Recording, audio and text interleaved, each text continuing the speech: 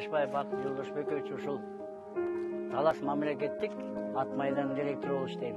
Бул мына азыркы биз бери турган жаңы курулуп аткан ат майданын ордунда 1980-жылдардын башында жеңил эле эме кылып туруп конструкциядагы жыгач темир менен эле бир тургузулган эме турчу да. Ошол ушул убакка чейин келди. Мына Кудай буйруп былтыр президентибиз Сооронбай Шариповичтин демилгеси менен мына Таласта биринчи көчмөндөр, улуттук көчмөндөр оюну өтөт деп калбады. Ошол насип буйруп жаңы ат майданы курулду. Мына азыр көрүп турасыңар 2000 месталык деп курулду. Анан көп жылдан бери Талас элинде суранып, жерде иштегендер,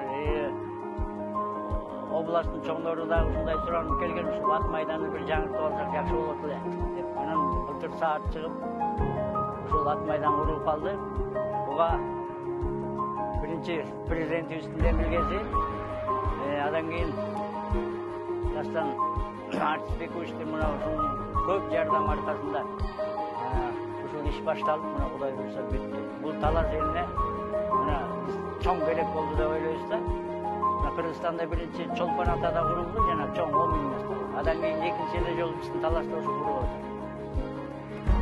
Мына бул курулганы элде көбөйүп, өзгөчө жаш балдар атка кызыккан балдар. Бизде мына улак республикада аябай өнүгүп атпайбы?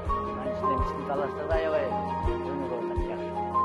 Мына кыштай ушул жерде улактар чыгып турат. Мына Тайгазан, мына территория эмен